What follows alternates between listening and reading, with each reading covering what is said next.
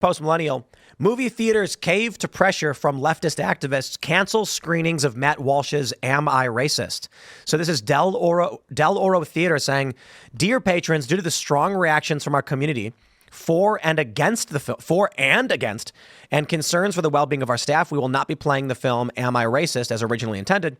Please know that it was not our intention to cause such a division by playing the film. We noticed that many of the theaters in Sacramento area were booked to play this film. And quite frankly, this reaction caught us off guard. The safety of our staff is number one priority. So Robbie Starbuck tweeted this out. He says, wow, left-wing activists are now bullying small movie theaters into dropping Am I Racist? Another theater owner told me that they've been told small theaters like this are being targeted with threats from left-wing activists. The left is terrified of this film because it's not only hilarious, but it's effective at dismantling their dangerous ideology. We need to pack the theaters with sold-out showings to make this movie even bigger. I don't know what else you're doing this weekend. I mean, maybe you got plans. So I ain't telling you your plans are bad. I'm just saying, periodically, it's the weekend and, I'm hanging out with friends and we're like, what do you want to do? We go bowl, we'll go do karaoke, we'll see are there any movies, and we check to see if there's movies out. There is a movie out, and it's already, you already know it's funny. I saw it. It was funny. I saw it twice. It was really good. Twice? Yeah. Well, because I got the screener and I did a review of it based on the screener. VIP over here. I know. Yeah. And then, I've been covering a bunch of this whole And so, what on a scale and then of 1 I to 10? saw it at the. I went to the premiere on Monday in Nashville. Would you give it a shillingly good 10 out of 10 or a reasonable, I'm gonna try and seem not biased, 8 out of 10?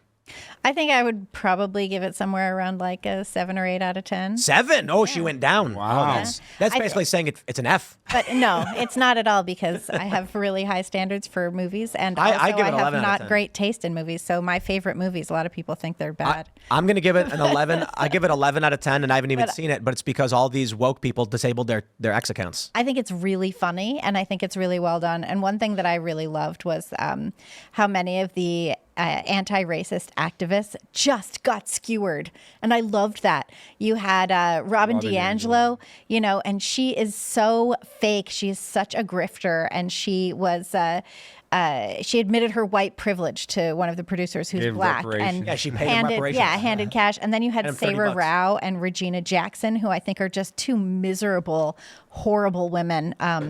And they hold these dinners where women pay thousands of dollars to be told that they suck. Yeah. And the women will be sitting there drinking wine, like crying. And Sarah Rao and Regina Jackson, they will be like, those tears are violence. You white women's tears are responsible for so much horror in the world. And you have this one woman who in the film who's like, well, my husband is black, and maybe I'm racist because sometimes we're in public, I ask him to keep his voice down, and and Sarah Rao goes, yeah, so that's tone policing, and that's definitely racist. And she basically convinces this woman that she's racist against her husband and her own children. And then Matt has them all toast to being racist. Mm-hmm. That's amazing. Yeah, I can't believe they pulled this off. From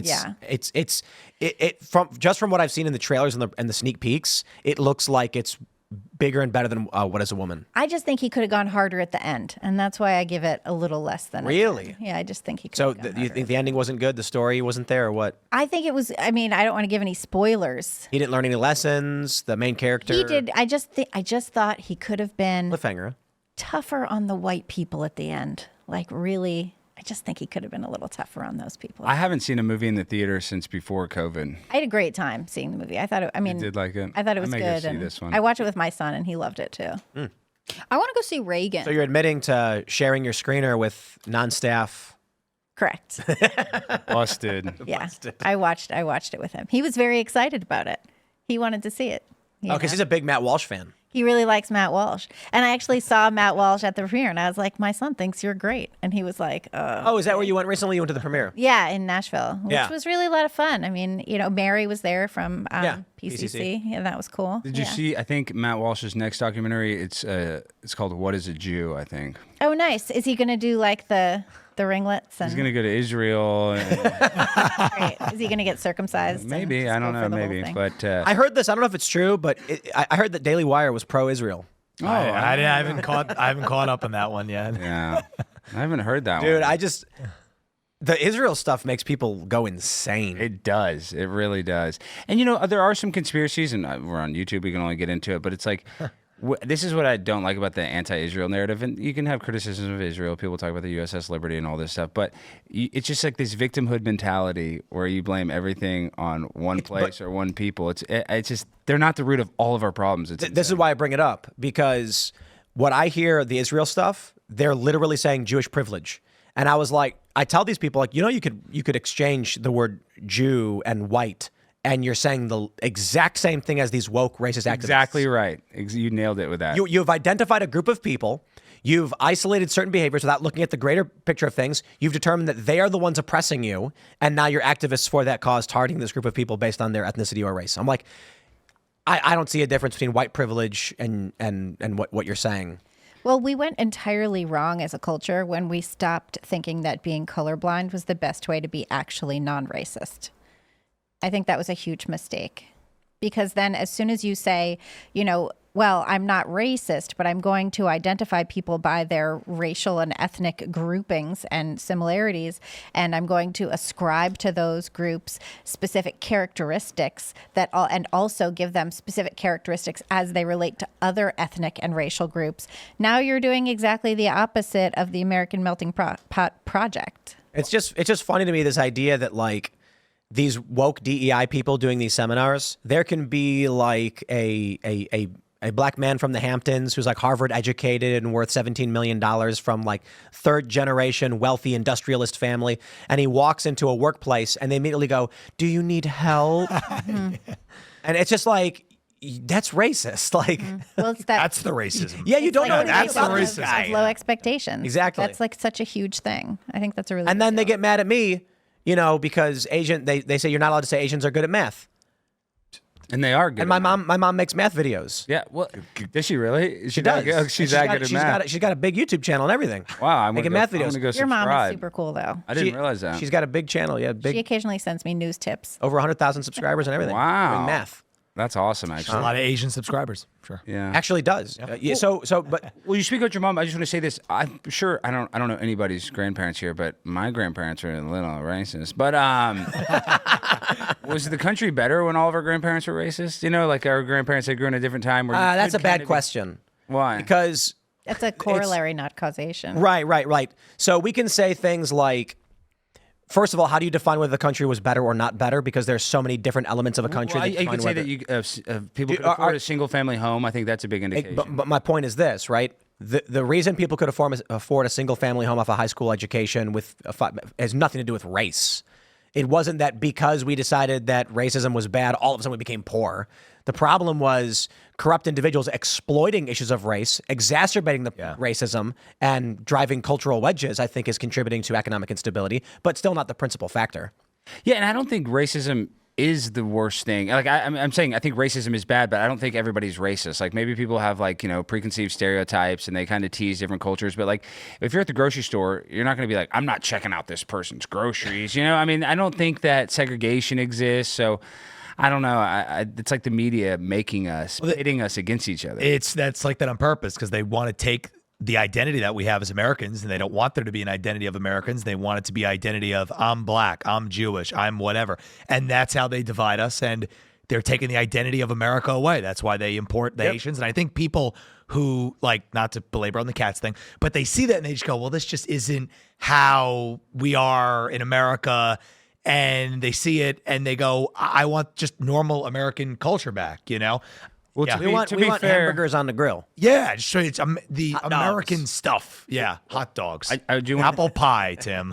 I want to make this point. We're getting really mad at Haitians for eating cats, yet I'm not mad at them. Well, everybody here's been to a Chinese super buffet and had cat, probably. If you've had the bourbon chicken at any mall, you've probably had a little cat. I would have thought that would be a little more rat. So There's definitely some rat in there, I'm sure. I think the rat origin of is that a little claim? more chicken-like than What, cat. that Chinese buffets have cats in the food? But like, I posted a video where they're actually in China it Yeah, and they have the Yulin China's Dog real, Meat yeah. Festival, the summer solstice, where So they eat dog meat because they think it helps them with their sexual, getting an erection. I know that Well, in the US, the people woke used to- activists at YouTube are going to be like, you can't say that Chinese people eat cat. No, like it's in Guangdong, cat meat is a main ingredient in the traditional dish. It's called dragon tiger phoenix. It's snake, cat, and chicken. And look, type in a Chinese menu, and they have menus where they'll show like the prettiest cat. They'll show like a golden retriever and a beautiful like Garfield-looking cat, and there'll be a price, and you can just pay for it. That's real. That's in China. That's not a conspiracy. And that's their culture. And there's animal activists that are actually calling this stuff out. Of course, there's people that go and save Animal dogs every activists year. are saying that there's an underground trade of cat and dog that are used for meat. But to Alex's earlier point, where is PETA right now, right? Yeah. Like they were calling it out at one time, but once Trump becomes associated with the "Don't Eat the Pets" cause, they're suddenly like weirdly quiet. You see, Trump is like posted last night. He like was just like shit posting, and he just posted like 4 in a row on Instagram of like AI memes of him saving the cats. Who is making those for him? Yeah, do we Barron? like? He's Wait, like- that's a somebody's making. No, he, like, posted hold 4 in a on. row. Like New York Post. This is from April. Dozens of dogs, cats arriving in NYC spared from Chinese slaughterhouse are being served as meat. Yeah, that's Yeah, real. that's right. There's a lot Like of people activists do just say like it's a joke or it's a gag, but they're animal activists trying to save these animals from illicit meat trades. But immigration Google is the- a gift to the nation. Google the Yulin Dog Meat Festival. It's a whole festival yeah, where yeah. everybody eats it, and part of the reason why That's in China. This is in New York City. yeah, well, this is them saving the dogs. So they take the dogs from Yulin or wherever, and then they bring them to America, and then they rehome them. Wow. Yeah, that's really bad. Yeah, I think Vietnam it's big to eat dog as well, right? Well, yeah, my good friend Lila Hart, and she's a comedian. She's been on this show, and she's had dogs. She's like, yeah, and she's Filipino or Filipina. Dogs can smell if you've ever eaten dog. No, they can't. Yeah. Dogs Yeah, you said that the other day. I believe it. So they have dogs trained to smell if you're gonna have a seizure. Dogs trained to smell if you have cancer. And so I heard this a long time ago from a dog trainer, and he said that dogs can smell if you've ever eaten dog, and they'll growl at you and they'll get mad at you, or they'll not trust you because they can smell that you've eaten dog before. How can they smell it even if it's like a How can they year smell ago? seizures? Yeah, how can they smell? They can supposed how can to they smell smell cancer? cancer. And, Right. Yeah, so They can smell when someone's gonna have a seizure. Like, what does a person give off that the dog's like, I can smell a seizure coming, and it freaks out? Watch these videos; it's crazy. The person's like sitting at their computer typing, and the dog runs up and goes, oh, and then they're like, oh crap, and then they lay down, and the dog puts them in a recovery position, and they start seizing. Like the dog warns them the seizure is coming. I don't know, man. I believe it. And I would never eat dog. I actually had a friend because who was having seizures, and she got a dog who could smell her seizures. Yeah, and I it don't- wasn't even like a special dog. I don't think you should eat dog because our society, dogs are good people. But I also just think it's dangerous because imagine this, you're visiting Vietnam or you're visiting China, and then there's a guy and he's got a dog going, and you're like, what's the big deal? I'll try some dog. I mean, why not? Then you come back home and you're walking in Central Park, and there's a guy and a woman, they got a golden retriever, and he catches the Frisbee, and the dog just catches it, stops, looks at you, and you're like, why is the dog mad at me? And then all the dogs are just like, "Grr," and then you're like, why are the dogs mad at me? What have I done? And imagine never being able to be friends with a dog again. It'd be It's a tough. sad life. That would be terrible. I can't be friends with sharks now that I've eaten I sharks. don't think the I don't shark's think going that to care. you want to Yeah. be friends with sharks anyway. No, sharks are all right. Yeah, maybe. Are they? What do we think about SeaWorld? Should SeaWorld be shut down? Do you think that's animal cruelty? Yes, keeping absolutely. Yeah, because their dorsal fin or whatever it's called in the wild, it stays straight, but whenever they're in captivity, it always folds. That's a great documentary. Actually. I have no problem Blackfin with or sanctuaries. So I went to an aquarium in North Carolina where they had turtles and stuff that were gravely injured and couldn't survive on their own anymore. Yeah. And so they can't hunt. And so they had it was like a 30-year-old turtle with a scar, like a big scar from when it was nearly killed, but survived.